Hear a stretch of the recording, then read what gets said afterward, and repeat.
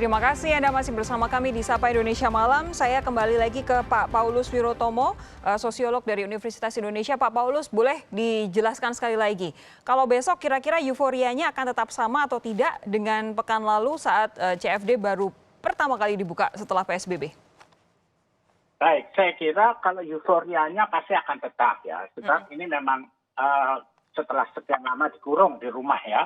Tapi begini, mereka itu pasti akan sangat mudah bergeser ya dari keinginan awalnya berolahraga, akhirnya bisa kongko-kongko dan sebagainya. Itu memang selalu bisa saja terjadi. Maka saya setuju bagaimana kalau dibuat itu tersebar. Ya, karena memang sebetulnya Jakarta itu dari dulu mestinya itu harus menyebarkan ke titik-titik yang lebih banyak segala kegiatan. Nah, jadi menurut saya itu bisa dicoba. Tapi ini memang menurut saya merupakan trial and error. Ya. Jadi kita harus terus menstudi ketika dilakukan itu apa yang terjadi dan nanti dicari lagi jalannya yang baru. Karena itu tidak bisa kita atasi dengan oke, kita tutup lagi, oke, tidak boleh lagi. Itu tidak bisa karena kita harus berjalan terus ya dan tuntutan masyarakat pun juga harus diakomodasi. Tetapi masyarakat Jakarta tetap harus selalu dididik. Bagaimana yang benar. Nah itu penting. Maka saya juga menyarankan begini. Kalau banyak aparat, tolong jangan hanya aparat yang tidak disertai dengan pengeras suara. Pengeras suara dari para aparat itu penting, dia sambil berjalan, sambil terus memberikan peringatan-peringatan itu. Karena kalau mereka cuma mondar-mandir secara fisik, menurut saya tidak cukup. Oke. Jadi menurut Anda untuk menyebarkan, berarti CFD dibuka, oke, tapi menyebarkan ini kemudian bisa mengurangi potensi untuk kerumunan. Betul ya Pak ya? Iya, betul. Iya. Menurut Anda apakah dari sisi petugas sudah memadai, sudah siap, dan dari sisi masyarakat sudah cukup disiplin untuk itu? Nah, begini, maka kalau kita bicara petugas, saya bilang jangan petugas itu dibuat untuk menakut-nakuti masyarakat. Dia mondar-mandir secara fisik jangan, tetapi harus diperlengkapi dengan pengeras suara dan selalu dia berkomunikasi lewat pengeras suara supaya rakyat itu tahu. Diingatkan gitu ya? Ya, itu penting sekali. Kalau tidak begitu ya percuma aja, orang udah bosan kalau cuma lihat aparat mondar-mandir. Oke. Pak Putut, saya ke Anda. Anda sebagai Ketua Komunitas Bike to Work yang memang sejak dulu, bahkan sebelum ada pandemi, sudah sering bersepeda. Ini tentu jadi kabar yang baik kalau kemudian keinginan orang untuk bersepeda jadi semakin besar begitu ya. Tapi juga memang akan ada risiko-risiko tersendiri ketika terjadi kerumunan. Lalu pandangan Anda, perwakilan komunitas pesepeda di Ibu Kota soal penyebaran Car Free Day di 32 titik seperti apa? Ya, saya akan coba lihat dari sisi yang lain ya Mbak Sofi ya. Jadi tentang Car Free Day-nya itu sendiri atau Hari Bebas Kendaraan Bermotor. Sepemahaman saya ketika kita bersama-sama dulu launching kegiatan ini belasan tahun yang lalu di Jakarta, bahwa Car Free Day ini tujuan utamanya adalah untuk mensosialisasikan, untuk sosialisasi kepada masyarakat luas, untuk menurunkan ketergantungan masyarakat terhadap penggunaan kendaraan bermotor pribadi. Ini dulu yang harus kita pahami bersama. Jadi keberadaan Car Free Day awalnya dulu tujuan utama adalah untuk mengedukasi, mensosialisasikan ketergantungan kita terhadap kendaraan bermotor pribadi sehari-hari. Nah, jadi difasilitasi itu. Jadi tidak sekedar untuk sebagai sarana olahraga dan yang lainnya, itu bonus gitu. Tapi tujuan utamanya adalah kita ingin mengajak masyarakat, ayo bersama-sama membiasakan diri untuk mengurangi ketergantungan kita terhadap kendaraan bermotor pribadi. Nah, kaitannya dengan sebaran tadi, tentu saya sepakat bahwa ini adalah membuat jarak masyarakat ke lokasi CFD menjadi semakin dekat. Artinya, kalau jarak dari rumah ke area CFD dekat, maka potensi menggunakan kendaraan bermotor pribadi dapat kita kurangkan.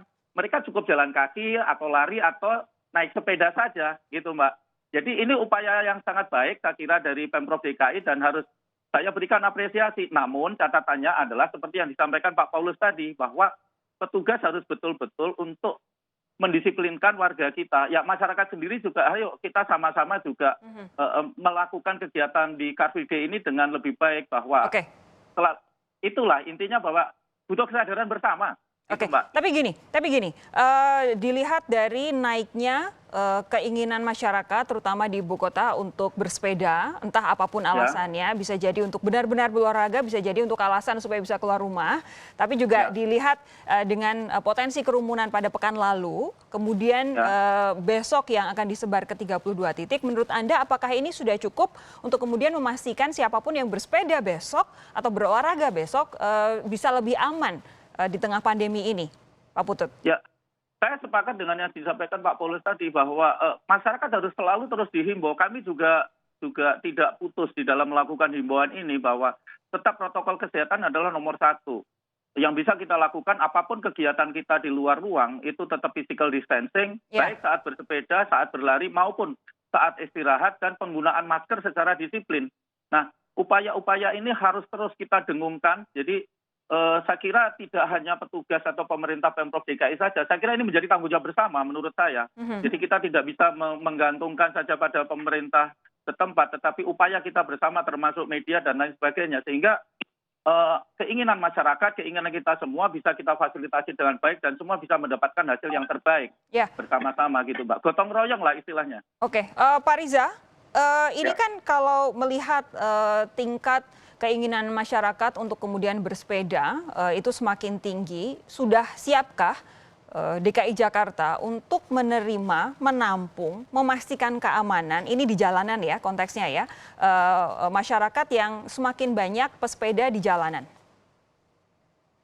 Ya, yang pertama terkait peningkatan pengguna sepeda yang meningkat, sebetulnya tidak hanya kami antisipasi, justru kami mendorong sejak awal Pak Gubernur menyiapkan jalur-jalur sepeda di ruas-ruas di jalan-jalan di ibu kota. Jumlahnya semakin panjang dan lebarnya juga semakin lebar.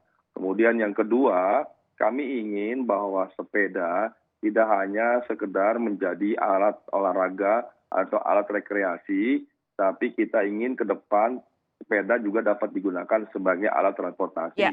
Sebagai dulu mana para orang tua kita menggunakan sepeda sebagai alat transportasi. Ini alat yang sangat baik, murah dan sehat. Kemudian yang kedua terkait pengamanan juga kami sudah antisipasi. Jadi Kadisub, Satpol PP semua sudah diinstruksikan untuk memastikan menghadirkan petugas dan aparat sebaik mungkin, sebanyak mungkin di tempat-tempat yang diperlukan. Oke. Kemudian juga dengan tanda-tanda yang sudah disiapkan atau marka-marka jalan. Ini untuk persiapan besok terkait Car Free Day yang disebar di tengah pandemi, kami yakin besok pasti akan jauh lebih bagus dibandingkan pekan lalu. Tapi pertanyaannya kemudian tadi sudah disinggung oleh Pak Putut adalah bahwa keinginannya sebenarnya untuk pesepeda ini adalah menurunkan ketergantungan kendaraan bermotor pribadi.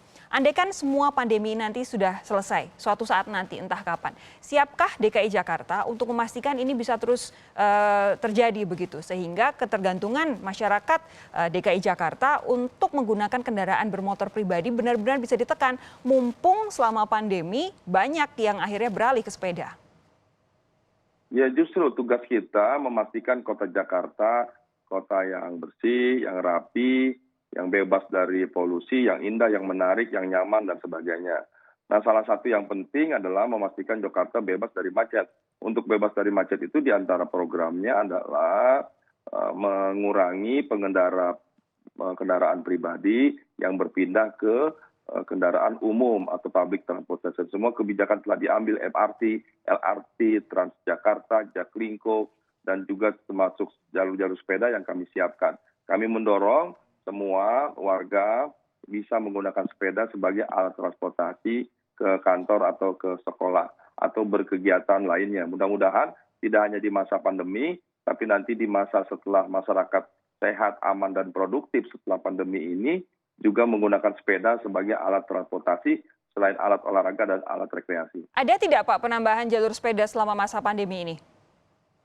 Ya, memang sudah diperintahkan oleh Pak Gubernur, Kadisub sudah mengatur peningkatan jumlahnya. Jadi ke depan sebanyak mungkin tadi saya sampaikan, panjang mungkin, selebar mungkin. Ini sudah terus dalam kajian berapa meter perlu ditambah, lebarnya, kemudian panjangnya. Jadi semuanya kami pastikan kebijakan yang kami ambil ini melalui kajian, survei, analisa, dan juga diskusi, dialog dengan para ahli, para pakar. Jadi tidak ada kebijakan yang diambil oleh Pak Gubernur, oleh kami di Pemprov secara sepihak dari kami.